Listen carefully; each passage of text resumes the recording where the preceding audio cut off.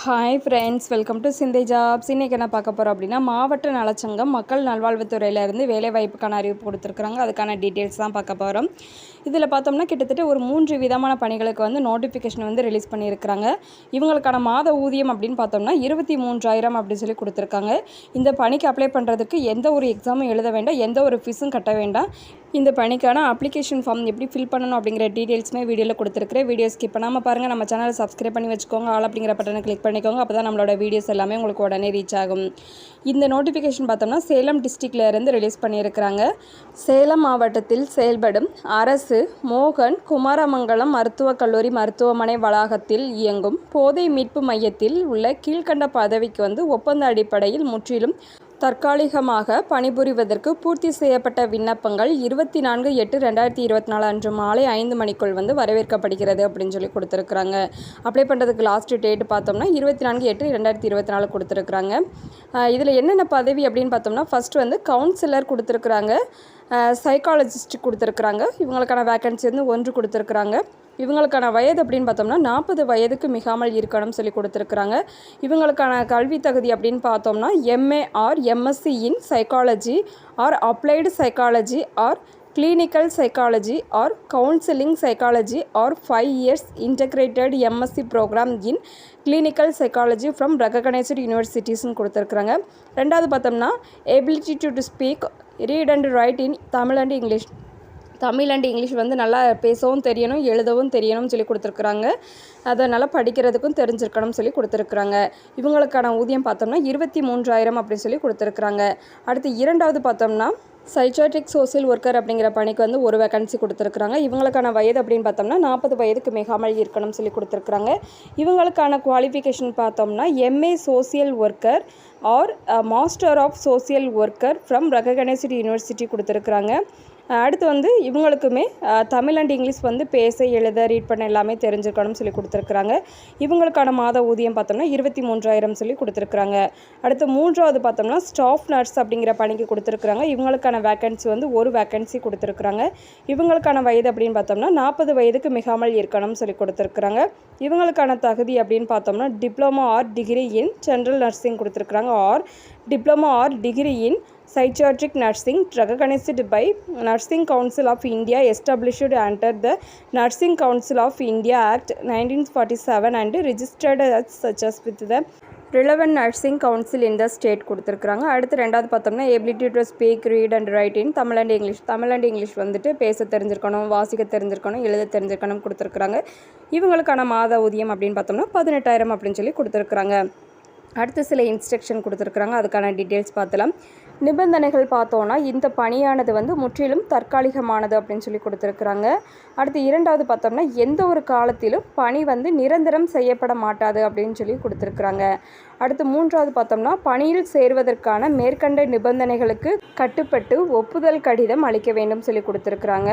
அடுத்து நான்காவது பார்த்தோம்னா பணியில் சேருபவருக்கு நிர்ணயிக்கப்பட்ட ஊதியம் மட்டுமே வழங்கப்படும், பிற எந்தவித பயணப்படிகளும் வழங்கப்பட மாட்டாது அப்படின்னு சொல்லி கொடுத்துருக்குறாங்க. அடுத்து விண்ணப்பம் அனுப்ப வேண்டிய முகவரி அப்படிங்கிறது கொடுத்துருக்குறாங்க. இந்த ஜாப்க்கு அப்ளை பண்ணுறதுக்கு இது full and full offline method தான் கொடுத்துருக்குறாங்க. அனுப்ப வேண்டிய முகவரி அப்படின்னு பார்த்தோம்னா நிர்வாக செயலாளர், மாவட்ட சுகாதார அலுவலர், மாவட்ட நலவாழ்வு சங்கம், பழைய நாட்டாண்மை கட்டட வளாகம், சேலம் மாவட்டம் 636001 அப்படின்னு சொல்லி அட்ரஸ்க்கு கொடுத்துருக்குறாங்க. நீங்கள் சப்போஸ் இந்த ஜாப்க்கு அப்ளை பண்ண போகிறீங்க அப்படின்னா ஃபுல் இன்ஸ்ட்ரக்ஷனுமே கேர்ஃபுல்லாக ரீட் பண்ணி பார்த்துட்டு இந்த அட்ரஸ்க்கு நீங்கள் அப்ளிகேஷன் ஃபார்ம் சென்ட் பண்ணலாம். அடுத்து சில குறிப்பு கொடுத்துருக்குறாங்க. விண்ணப்பங்கள் நேரிலோ அல்லது விரைவு தபால் மூலமாகவோ வரவேற்கப்படுகிறது அப்படின்னு சொல்லி கொடுத்துருக்குறாங்க. அடுத்து ரெண்டாவது பார்த்தோம்னா விண்ணப்ப படிவங்கள் மாவட்ட சுகாதார அலுவலர் அலுவலகத்தில் நேரில் பெற்றுக்கொள்ளலாம். அப்படி இல்லைனா மாவட்ட இணையதள முகவரி கொடுத்துருக்குறாங்க. அதுக்கான வெப்சைட் லிங்க்குமே நான் டிஸ்கிரிப்ஷன் பாக்ஸில் கொடுத்துருதேன். உங்களுக்கு வேணும் அப்படின்னா இந்த அப்ளிகேஷன் ஃபார்ம் இது எல்லாமே நீங்கள் அப்படியே டவுன்லோட் பண்ணிக்கலாம்.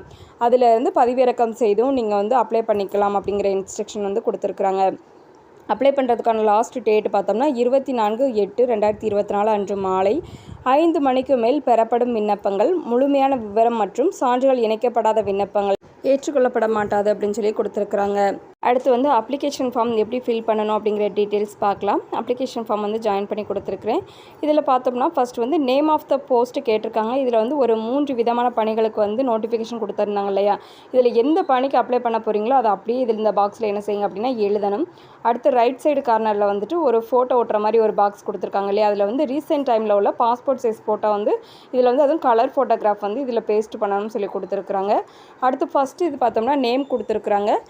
உங்களோட நேம் வந்து கேபிட்டல் லெட்டரில் வந்து இதில் எழுத சொல்லியிருக்கிறாங்க, அதையுமே எழுதிருங்க. அடுத்து இரண்டாவது பார்த்தோம்னா ஃபாதரோட நேம் அல்லது ஹஸ்பண்டோட நேம் கேட்டிருக்காங்க, நீங்கள் வந்து இதில் கரெக்டாக கொடுத்துருங்க. அடுத்து மூன்றாவது வந்து ஜெண்டர் கேட்டிருக்காங்க, மேலா ஃபீமேலா டிரான்ஜெண்டரான்னு கேட்டிருக்காங்க, நீங்கள் எந்த ஜெண்டரை சேர்ந்தவங்க அப்படிங்கிறத வந்து டிக் பண்ணிடுங்க. அடுத்து நான்காவது டேட் ஆஃப் பர்த் கேட்டிருக்காங்க, வித் ப்ரூஃபோடு கேட்குறாங்க. அதாவது நம்மளோட பர்த் சர்டிஃபிகேட் இருக்கும் இல்லையா, அதுக்கான ஜெராக்ஸ் காப்பியை வந்து இந்த அப்ளிகேஷன் ஃபார்மோடு அட்டாச் பண்ணி அனுப்பணும். இதில் வந்து உங்களோட டேட் ஆஃப் பர்த் உங்களோட சர்டிஃபிகேட்டில் எப்படி இருக்குமோ அதை அப்படியே வந்து கொடுத்துருங்க. அடுத்து ஐந்தாவது வந்து ஏஜ் கேட்டிருக்காங்க, உங்களோட வயது என்ன அப்படிங்கிறத வந்து இதில் எழுதணும். ஆறாவது வந்து எஜுகேஷ்னல் குவாலிஃபிகேஷன் கேட்டிருக்காங்க, வித் சர்டிஃபிகேட்டோடு கேட்டிருக்காங்க.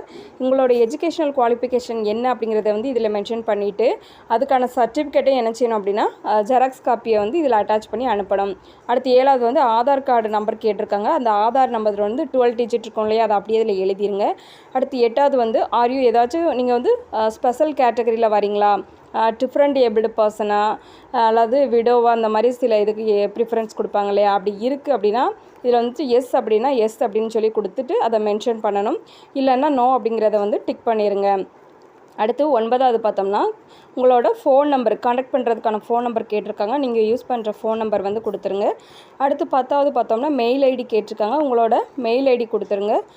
சப்போஸ் எதுவும் நமக்கு வந்து மெசேஜ் பாஸ் பண்ணணும் அப்படின்னா அவங்க வந்து என்ன செய்வாங்க அப்படின்னா மெயில் ஐடிக்கு வந்து கான்டாக்ட் பண்ணுவாங்க, அப்படி இல்லைன்னா ஃபோன் நம்பருக்கு வந்து நமக்கு வந்து இன்ஃபார்ம் பண்ணுவாங்க. அடுத்து 11வது பார்த்தோம்னா ஆட் ப்ரீவியஸ் எக்ஸ்பீரியன்ஸ் இன்ஃபென்ஸ் கொடுத்துருக்குறாங்க. அதாவது உங்களுக்கு இதுக்கு முன்னாடி எக்ஸ்பீரியன்ஸ் சர்டிஃபிகேட் இருக்கும் இல்லையா, அந்த எக்ஸ்பீரியன்ஸ் என்ன அப்படிங்கிறத வந்துட்டு இதில் மென்ஷன் பண்ண சொல்லியிருக்காங்க. அதுக்கான ஜெராக்ஸ் காப்பியுமே நீங்கள் வந்து அட்டாச் பண்ணி கொடுக்கணும். அடுத்து பெர்மனண்ட் அட்ரஸ் கொடுத்துருக்குறாங்க, அடுத்து ப்ரெசன்ட் அட்ரஸ் கொடுத்துருக்குறாங்க. உங்களோட பெர்மனண்ட் அட்ரஸ் என்ன அப்படிங்கிறத வந்து இந்த பாக்ஸில் மென்ஷன் பண்ணணும். அதே மாதிரி ப்ரெசன்ட் அட்ரஸ் ரெண்டும் சேம் அப்படின்னா ரெண்டும் சேம் இதுன்ட்டு 2 பாக்ஸ்லேயுமே ஒரே அட்ரஸ் கொடுக்கலாம். இல்லை வேறு அப்படின்னா நீங்கள் வந்து கொடுக்கலாம், வேறு அட்ரஸ் வந்து இதில் கொடுத்துக்கோங்க. அடுத்து வந்து இதில் என்ன கொடுத்துருக்குறாங்க அப்படின்னு பார்த்தோம்னா, நான் இதுவரை கொடுத்த இன்ஃபர்மேஷன் எல்லாமே என்னோடய நாலேஜுக்கு எட்டின வர வந்து எல்லாமே கரெக்டாக கொடுத்துருக்குறேன், நான் வந்து பெஸ்ட்டாக கொடுத்துருக்குறேன் அப்படின்னு சொல்லி இதில் ஒரு லைன் கொடுத்துருக்குறாங்க. இதில் வந்து பிளேஸு டேட்டு மென்ஷன் பண்ணிவிட்டு உங்களோட சிக்னேச்சர் கொடுத்துருங்க, வித் டேட்டோட கொடுக்க சொல்லியிருக்கிறாங்க. அடுத்து வந்து சில இன்ஸ்ட்ரக்ஷன் கொடுத்துருக்காங்க, நீங்கள் வந்து அப்ளிகேஷன் ஃபார்ம் வந்து அந்த passport size photo, self attested xerox copies எல்லாமே என்ன செய்யணும் அப்படின்னா மென்ஷனடு டாக்குமெண்ட் இது எல்லாமே நீங்கள் அனுப்பணும் சொல்லியிருக்கிறாங்க. அடுத்து வந்து அப்ளிகேஷன் ஃபார்மில் வந்து நம்ம பாஸ்போர்ட் சைஸ் ஃபோட்டோ வந்து ஒட்ட சொல்லியிருக்காங்களே, அது வந்து கண்டிப்பாக ரீசெண்ட் டைமில் உள்ள பாஸ்போர்ட் சைஸ் ஃபோட்டோ தான் ஒட்டியிருக்கணும், அது மாதிரி செல்ஃப் அட்டஸ்டட் காப்பீஸ் வாங்கியிருக்கணும்னு சொல்லி கொடுத்துருக்காங்க. அடுத்து வந்து நம்ம இன்டர்வியூக்கு போகும்போது வந்து ஒரிஜினல் காப்பீஸ் வந்து கொண்டு போனால் போதும், அது வரைக்கும் நம்ம வந்து அப்ளிகேஷன் ஃபார்ம் சென்ட் பண்ணும்போது ஜெராக்ஸ் காப்பீஸ் மட்டும் அனுப்புனா போதும் அப்படின்னு சொல்லி கொடுத்துருக்குறாங்க. இப்போ ஃபுல் டீட்டெயில்ஸ் பார்த்துட்டோம். எதுவும் டவுட் இருந்துச்சுன்னா கமெண்ட் பாக்ஸில் கமெண்ட் பண்ணுங்கள். நம்மளோட வீடியோ உங்களுக்கு யூஸ்ஃபுல்லாக இருந்துச்சுன்னா ஒரு லைக் பண்ணிடுங்க. நம்ம சேனலை லைக் பண்ணுங்கள், ஷேர் பண்ணுங்கள், சப்ஸ்கிரைப் பண்ணுங்கள். நம்மளோட வீடியோஸ் உங்களோட ஃபேமிலி அண்ட் ஃப்ரெண்ட்ஸ்க்கு ஷேர் பண்ணுங்கள், மேபி அவங்களுக்கு யூஸ் ஆகலாம். Thank you friends.